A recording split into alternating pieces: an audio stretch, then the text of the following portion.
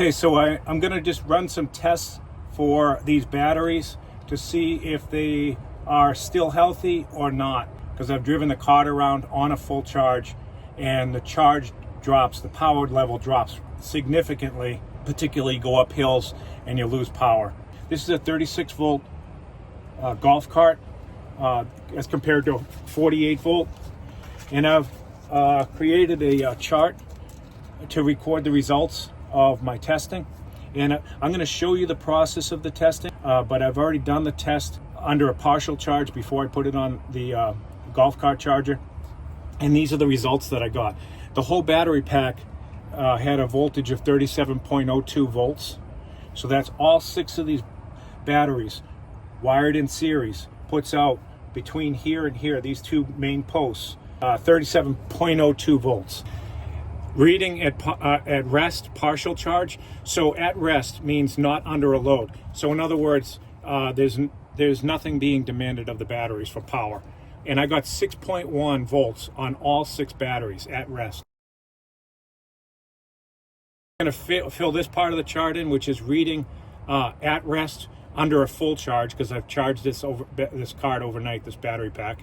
Here's the reading under load with a partial charge. So before it was charged, these are the readings I got under load.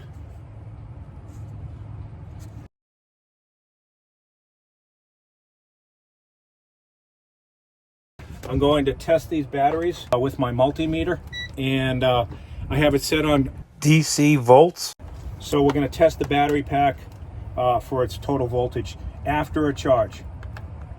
And I'm getting 37.64 volts for the whole battery pack, which went up from 37.02. So about a little bit more than half a volt it increased after an overnight charge.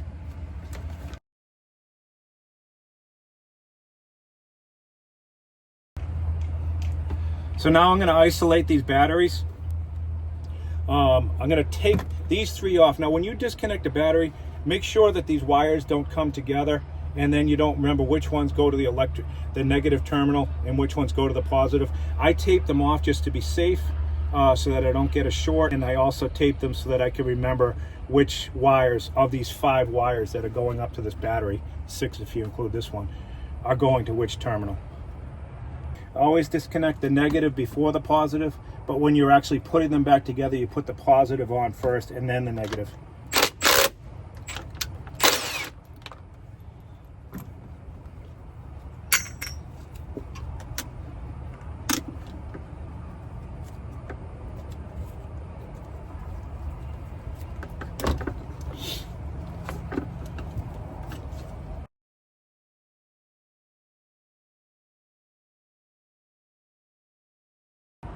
So we're going to test this battery first.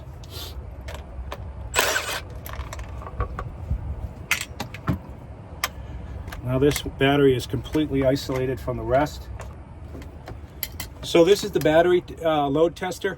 You can get these at like at an automotive store for 65 bucks. So this has a dial right here and an analog scale. Red is bad, the battery is dead.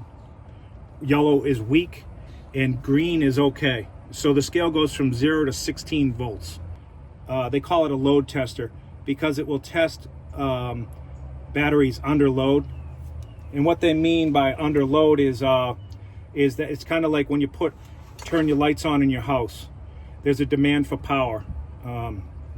Or even turning on your computer, there's a demand for power. But in this case, this load tester puts a demand for power on the battery, and it sees how much it weakens when that load is put on the battery. So at rest, there's no demand on the battery. It's showing about 6.3. I don't know if you can see that dial right there. But I'm going to show you the reading on this first battery with the multimeter. 6.23. That's better than reading it off of the analog gauge. So we're going to put 6.23 on this at rest. How I use this load tester to put it under load, I just activate this button right here. I put the button on. Shouldn't hold it for more than 10 seconds or it will really start to heat up. But that will put a demand on this battery, and we'll get a reading for what it is under load. 1, 2, 3. Okay, we're showing about 5.6, maybe 5.7. Going to get another reading on battery number 2 with the multimeter. And it's showing 6.27 at rest. Now we'll test battery number 2 under load. And I connect the positive clamp and the negative. And I get a reading of what I saw in the multimeter, about 6.27. Now we're going to put it under load, and we're reading 5.4. So I've shown you all the steps for taking measurements of the battery voltage, and I'm going to do that for all 6 of these batteries, and then just show you the results. I don't need to show you the steps of doing this over and over again 6 times. Okay, so these are the results. We've reviewed this piece of information before, but this is the reading at rest under a partial charge, and then reading at rest under a full charge. Okay, so I charged the battery pack overnight, and it didn't even go up above 1/4 volt in some cases, and not much more in others.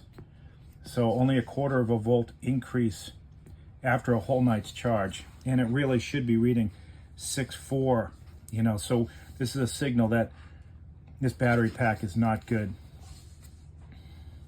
And here's a reading under partial load, under load, under a partial charge.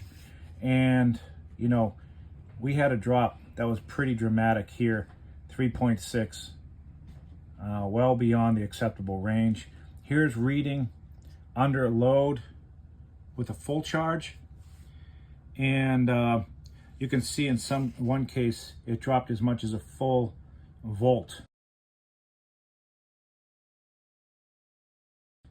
And now I did talk to the guy at the battery store, and he said that actually the parameters really are, you shouldn't go below 1/2 volt in drop of voltage under load. And that in fact, a 1 volt drop is a bad battery. So we're below the 1/2 volt drop in all these cases.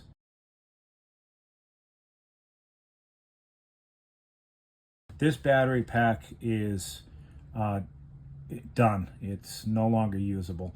So we're going to get a whole new pack. And I'll show you also that I found the code where you read the code for how old the batteries are. And these batteries are 2016. So they've seen plenty of use. It's now 2025. It's like 9 years of usage. I think these crowns did pretty good. And I'll show you where the code is coming up. So these are my returns for core charge, and it's L16, yes, sir. Which is what month did you say L was? December of 2016. That's what these batteries were. A fresh pack, all 6. So here are the new batteries. You can see they're B25s. That's January, February of 2025.